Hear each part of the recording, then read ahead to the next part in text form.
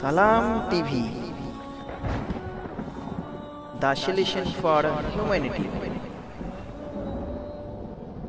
আসসালামু আলাইকুম ওয়া রাহমাতুল্লাহি ওয়া বারাকাতুহু। আলহামদুলিল্লাহ ওয়াসসালাতু ওয়াসসালামু আলা রাসূলিল্লাহ ওয়া আলা আলিহি ওয়া সাহবিহি ওয়া আম্মা বাদ।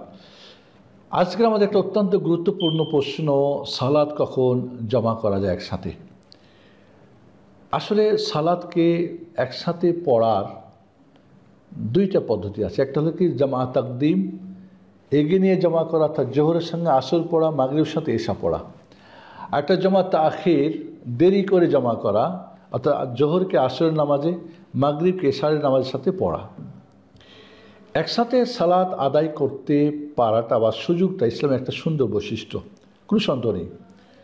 সফরে রানিং অবস্থায় যখন থাকবেন তখন দুই ওয়াক্ত নামাজকে একসাথে পড়া যায়। জোহর আসর একসাথে, মাগরিব এশা একসাথে, ফজরকে তার টাইমে পড়তে হবে।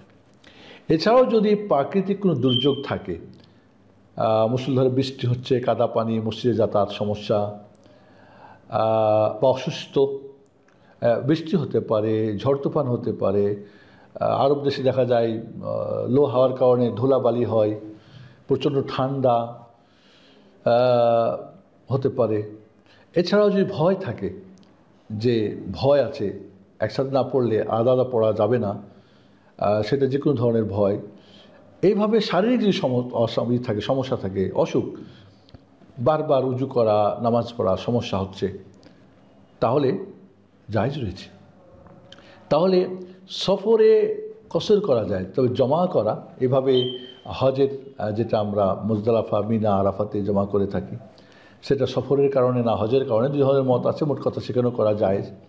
তো এই যে বিভিন্ন কারণে নামাজ দুইটাকে একসাথে পড়া যায়। এমনও হতে পারে যে আমি এয়ারপোর্ট থেকে আমি কোথাও যাচ্ছি, মধ্যখানে আমার নামাজটা পড়ার সুযোগ হবে না, আমি এখানে একসাথে করে নিলাম, সফর শুরু হয়নি এখন, আমি বাড়িতেই আছি, আমি জানি যে আমার হয়তো জোহরের সাথে আসর টাইম মতো পড়তে পারবো, মাগরিব হয়ে যাবে, সুযোগ নেই, সেক্ষেত্রে বাড়িতে আপনি পড়ে নিন জোহর আসর, আর সফর শুরু হয়ে গেলে তখন তো জায়েজ রয়েছে। তো এই সমস্ত কারণে একসাথে দুইটি নামাজকে পড়া যায়, এগিয়ে নিয়ে জামা তাকদিম অথবা পিছিয়ে নিয়ে জামা তাখির করা যায়। বিশেষ কাজের জন্যে, যেমন মনে করেন ডাক্তার অপারেশন করবেন, 7 ঘন্টা 8 ঘন্টা অপারেশন চলবে, একসাথে পড়ে নিতে পারেন। বা এমন অংশ কিছু দেখা যায় পরীক্ষা, যে পরীক্ষাগুলি 7 ঘন্টা চলে, এমন কিছু পরীক্ষা আছে, সেক্ষেত্রে কী করবে, জমা করে নিতে পারে।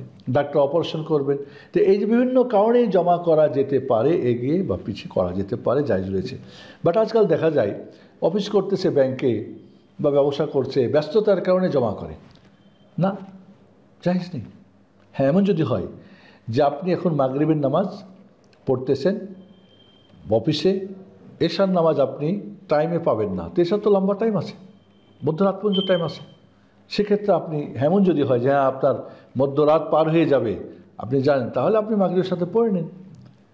অনেক সময় দেখা যায় যে অফিসকে আপনি সফর মনে করে হয়তো সেখানেই হয়তো কসরও করছেন, জমা করছেন, তাহলে আমাদের মনে রাখতে হবে সুনির্দিষ্ট কারণ থাকলেই তখন একাত্রে জমা করা যায়। অফিসে আপনি আছেন, ব্যাংকে আছেন, কোনো মিটিংয়ে আছেন, সেখান থেকে আপনি বের হতে পারেন বা আপনি সময়ের মধ্যে পড়তে পারবেন, তাহলে এমন সময় আপনি জমা করা জায়েজ হবে না।